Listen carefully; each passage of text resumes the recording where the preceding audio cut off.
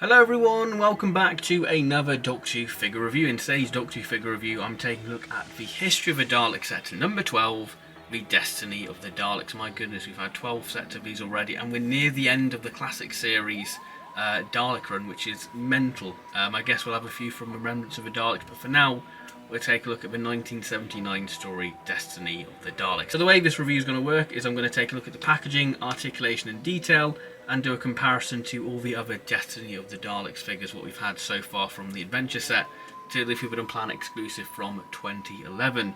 So without further ado, let's take a look at the packaging. Taking a look at the packaging for the History of the Daleks set 12, so we have the traditional style guide packaging motif, Doctor Who, the TARDIS limited edition History of the Daleks set 12, Destiny of the Daleks. And of course we have the updated Dalek packaging where the Daleks are sealed on the packaging, so when you open these figures the box is pretty much destroyed. But yeah, I'm not a fan. I miss the window box, but I totally get the reasons behind why they're doing it. It's a little bit cheaper and I guess it's good for the environment. So if we move to the side, we have the TARDIS there, and on the back we have a lot of information about Destiny of the Daleks. So if you're unfamiliar with Destiny of the Daleks, then you could learn about the story and the behind the scenes info about the Dalek props themselves. So without further ado, let's crack these figures open and begin the review. So here we have the two Destiny of the Daleks. So we've got the main Dalek prop there, and then we have a Dalek Goon prop there.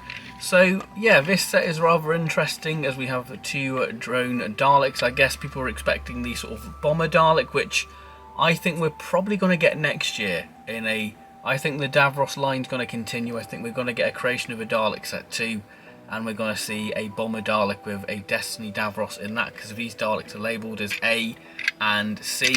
So where's Dalek B from Destiny of the Daleks? Probably in a creation of the Dalek set. So I reckon we'll get that next year. So if you want a bomber Dalek, then probably wait until next year. So let's take a look at the articulation and then the detail for these two Daleks. Taking a look at the articulation for the Dalek. So the articulation is pretty much standard for Daleks. So we have the 360 at the dome. We have a up and down for the eye stalk, a ball jointed plunger and ball jointed gun, and of course we have the wheels on the bottom, so the Daleks can patrol round searching for Davros. Get out my way, mate, I'm trying to find Davros. Detail wise for the Daleks, so these Daleks are pretty interesting as we've had two little bits of new tooling for these Daleks. So if we take a look at one of the main Daleks, so we'll look at the other one in a minute. So first up we have these new dome lights. These aren't the Mini Cooper dome lights, these are more sort of a softer sort of plastic capped dome lights. They look more sort of 1960s sort of egg cup design, but they are different. We've got a nice sort of black rim to really help accentuate that they are there. These are on the Genesis of a Dalek set as well, which I don't think they featured in Genesis of a Daleks, those lights. I think they're all Mini Cooper lights, but we'll save that discussion for the Genesis for Daleks set review.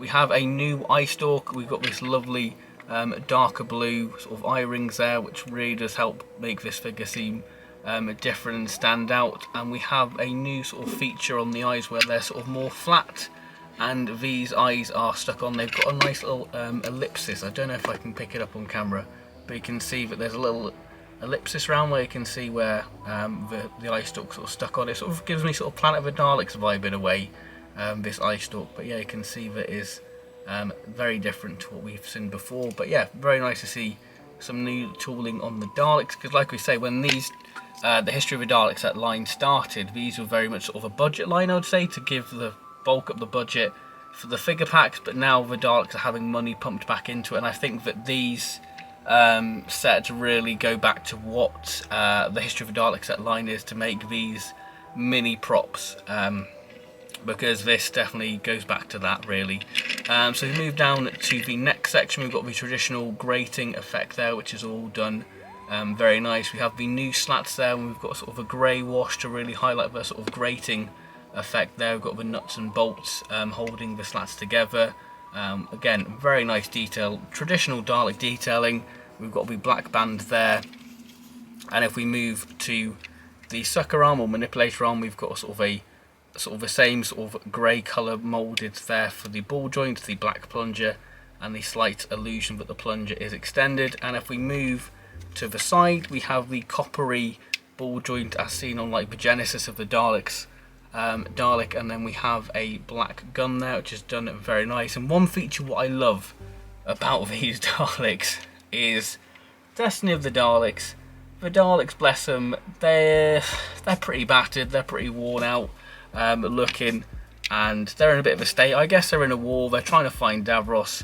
They're not exactly looking their best, and you know, that's my reasoning why the production team probably didn't really care that much. Just like, oh, they're in a war, they're going to look a bit tatty, and I think that these really reflect the tattiness of these Daleks. As you can see, the hemispheres have a sort of a dry brush of silver on them to give it a sort of worn, sort of scuffed up look, which I really do love. And it's quite interesting on the side. On my one, I've got two hemispheres that aren't sort of scuffed, so it makes it feel even more like the actual Dalek props. That, yeah, two hemispheres survived, but all the others have been scuffed up, which I think's really nice attention to detail. I just love it. And we've got the lovely dry brushing of silver on the skirt section on the fender. This is a two-step fender, which is lovely. A nice sort of glossy black on the top with a nice sort of dry brush of silver to give it that nice worn, washed, battered look, which I think is absolutely super. So if you take a look at the Goon Dalek, very much the same detailing like the new eye stalk, but we have the frosted Mini Cooper dome light again, same detailing, what we've all grown to know and love with these Daleks. Same detailing on the mesh, but of course on this one we have the traditional just grey ball joint on this instead of the copper ball joint. But yeah, again we have the same scuffed up detail on the hemispheres, but interestingly we have this metal band. Well, this the illusion of metal. It's not actually metal, but this Dalek I believe was sort of has a different skirt. This was from a Madame Tussauds Dalek, and it was altered to fit the Goon prop, I believe. I could be getting that completely wrong, but I believe that the skirt was definitely a Madame Tussauds Dalek, and it's definitely, when you watch it, you can definitely tell what Dalek it is. So it's nice that this feels like they've done their research to give us a different variant of Destiny of the Daleks. I think there are a couple more variants we can get in the Destiny Daleks, from Destiny of the Daleks really, which is cool. Again, we have the nice little dry brush silver to give it that nice scuffed up look, which I really do like. That's been missing on the other two Dalek sets from the Summer Wave, which it's nice to see it return to give that a sort of nice sort of mini prop feel to these Daleks. So yeah, I really like that detailing there. And I think even because the sort of skirt section doesn't quite line up, as you can see there, it just adds to the Destiny Daleks to show that these are really worn and battered looking Daleks. So yeah, I really like them. I have a huge soft spot for the Destiny Daleks. So yeah, let's do a little comparison to the other Destiny Daleks what we've had in the character options line. So there we have it. On to the comparison now to the Destiny of the Daleks. So this is the FP exclusive from 2009, part of the 4th Doctor Adventure set. Then we have the FP exclusive 2011 Destiny of the Daleks set, which will come with the 4th Doctor and Davros. And then we have the B&M ones. So first of all, the Destiny Daleks have had an interesting evolution in terms of their paint. So this has a very sort of chalky matte finish. These two have quite a glossy finish to it, and these have had a sort of hint of blue added to their paint, which I guess makes them more accurate to how they were in the story. And this is our first Destiny Goon Dalek, so that's a nice little thing to have, to finally have a Goon Dalek from Destiny of the Daleks. So if we just compare them now, you can see the difference in sort of greys there between them, and you can see the new eye stalk in effect compared to the original one, because this has the original Dalek dome lights there. You can see not the Mini Cooper dome lights what we'll see in the 2011 Daleks there. You can see the Mini Cooper dome lights there in effect. So yeah, these are not as frosted as the FP ones, you can see, but yeah, very nice. You can see the sort of hint of blue there, and you can see the difference in the skirt, and that weathering just makes these feel more alive. And these Daleks I feel have more character than the FP ones personally. You can see, you know, the difference in sort of the gun ball joints, how these are just the stock sort of pale grey effect, where these have had a little bit more attention done, you know, adding the the copper ball joint there, and of course you have the new dome lights there, which again really just help make these Daleks feel more alive in the scuffing. But yeah, really great little effect. I think that these are probably slightly more accurate to how we see them on screen, the new B&M ones. So that is the Destiny of the Daleks Dalek lineup. So what are my overall thoughts on the History of the Daleks set 12, the Destiny of the Daleks? Well, maybe my bias to Destiny of the Daleks comes into this, because I really like Destiny of the Daleks as a story, and I like the Daleks. So it's great to see these added to the figure line and updated and tweaked with the new livery.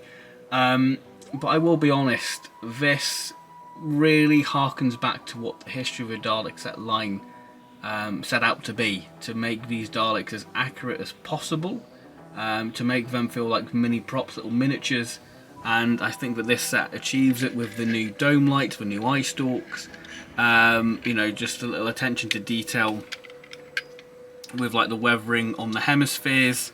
You know, it really definitely feels like there's been a lot of attention being paid to Destiny of the Daleks, which, you know, isn't a story that will get too much attention anyway. So it's nice to see that these Daleks get a bit of love and fuss, and I think that these are definitely a contenders of one of my favourite sets of the year. I just love the Destiny Daleks. They do feel like they are little miniatures from 1979. So yeah, that has been my review of the Destiny of the Daleks set. Thank you very much for watching. If you've enjoyed this review, then please do like and subscribe if you're new. There's plenty of Doctor Who figure related content on the channel and coming up in the near future, such as other reviews of this B&M wave and my top 10 figures for 2022. So thank you very much for watching this review. I'll see you next time. Take care and goodbye.